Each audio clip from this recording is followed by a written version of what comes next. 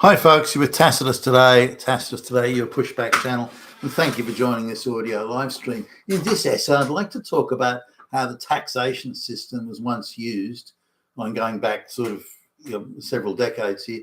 How the tax system was once used to encourage families and also to discourage, crony type jobs. Such as we see now in the banking industry, where people are being paid huge bucks for doing fuck all, just crony payments for the buddies. Now, which creates, by the way, a crony economy, which nobody really wins in the end, other than a very tiny elite. Now, going back to say when I first started working, and I remember I got this was like a summer holidays job, and something was going on. I got offered a lot of overtime, and so I worked the week, and then I got the weekend on overtime, and one of those weekend days was like a public holiday or something like that. So I ended up getting paid a lot of money, and I got paid double, like the top. The gross amount of pay I got was double what this other guy got in the place, and it was like a warehousing gig, summer holiday job while I was still at school, and I got paid about double what he did. But I was surprised when I got my pay packet. They used to pay you in cash back in those days. I was surprised when I got my pay packet, and I looked at the amount of the tax I was paying. I paid something like 60%, maybe a little bit more, 60% tax overall. So, back in the day, I'd got paid, say, $250 for the week, but 60% of that was in tax. Now, the guy who just had an ordinary, job there, he made about half, give or take, about half what I did. This is untaxed, before tax, he made about half.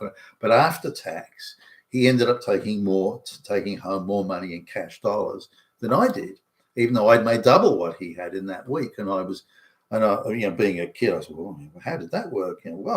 That's crazy. And so, I looked into it and was talking to him, and I spoke to the lady who did the pay packets, and who was this real shrew. And so she explained in a limited extent that he had 3 or 4 kids or something, this guy, and a dependent wife and children, and therefore he got a much lower tax rate because he had. So I looked at it, and I remember considering, because it was quite a shock to me at the time. I thought, well, I've made double what he has. Surely I'd be making more money than he does, or getting paid more money that week. But it didn't. It was I got less. So I got out of the $250, I got say $100 or something like that. And but he got like $102. It wasn't much in it, but $103 or something like that.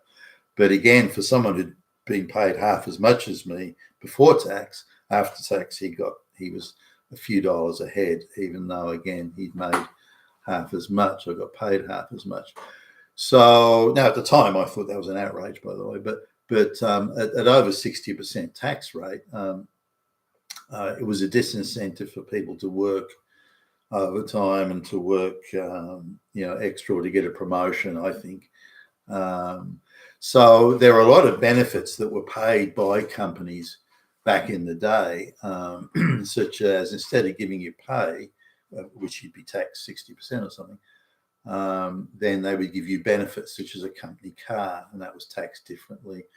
Or you would get, say, a staff canteen, or lunch. Lunch would be provided, or by there would be holiday apartments you could stay at some reduced rate or for free. Or so the pay, a lot of the pay structure was in benefits rather than actual pay. Given again a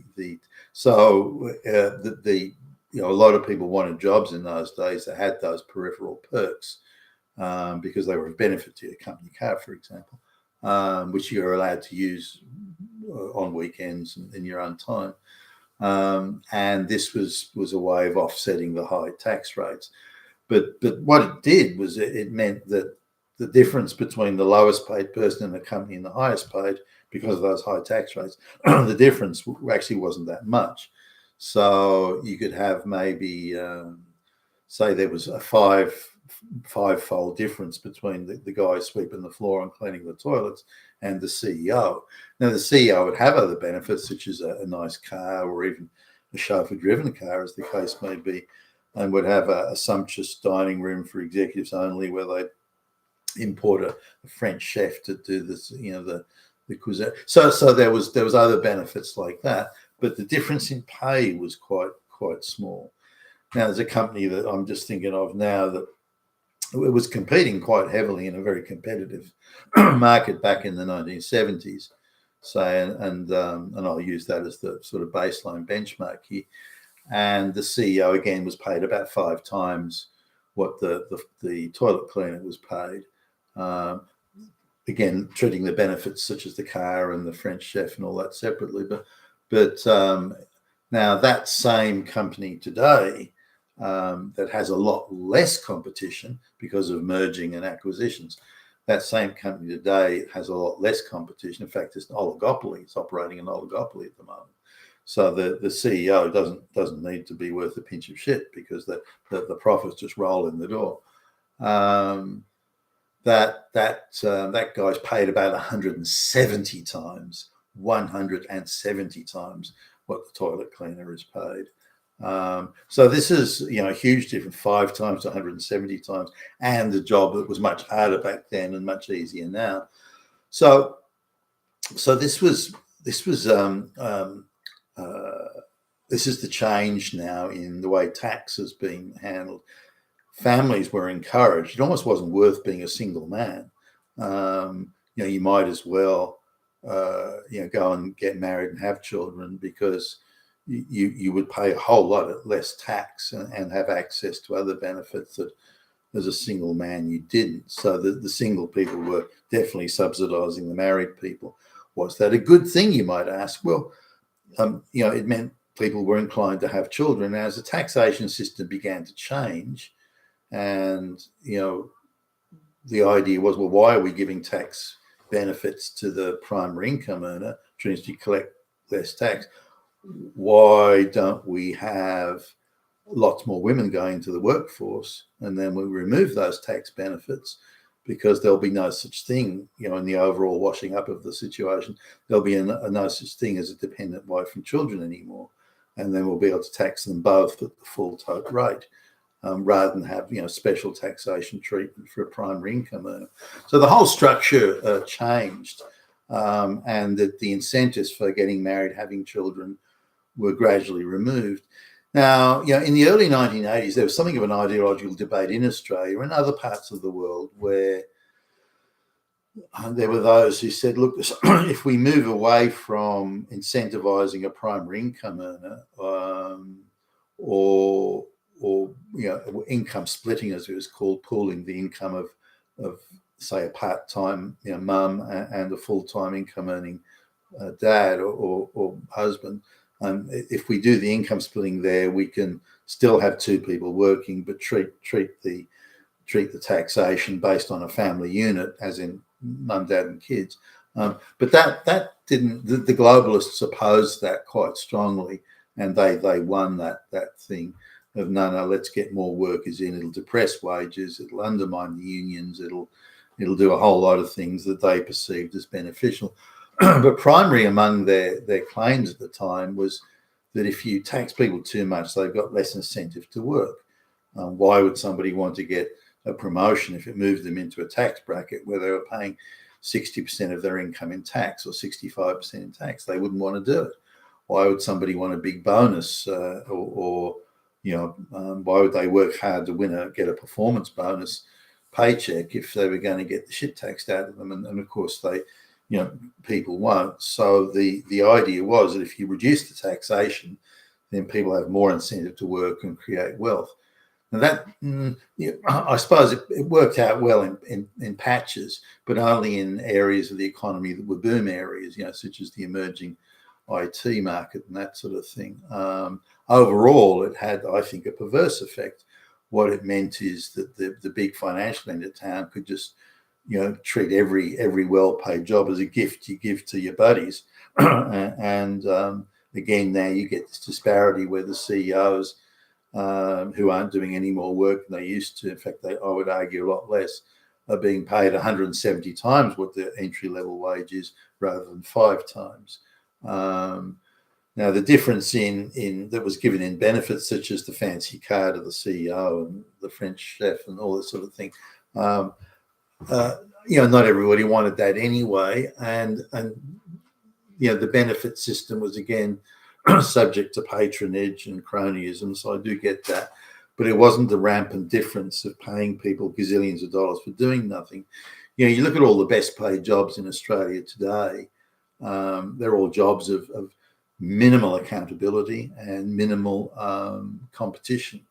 Every section of the economy that's an oligopoly or a monopoly or a cartel has very highly paid senior executives in it, even though they don't have to do anything to compete. They don't have to be good. Most of them are fucking useless because they don't. I mean, if you're an oligopoly, how good you have to be. But those are now the best paid jobs, including increasingly public service jobs. For example, a director of racial diversity, can be paid $500,000 plus a year now. What do they produce or create or deliver? Well, nothing. So this disparity between the lowest paid and the highest paid, I think, kept within it a certain sort of equity and equality that was not in itself a bad thing. And there were always other ways of rewarding people without salary. Now, at the same time as Western governments, Australian government included, so if you tax people too much, they've no incentive to work, they won't work, and that's bad for the economy. Yet these same people, these exact same people are running around saying that say, because a divorce was being openly and brazenly encouraged at the time, saying that a man paying 80% child support and alimony should be sent to prison if he doesn't agree to that or doesn't like it or complains about it.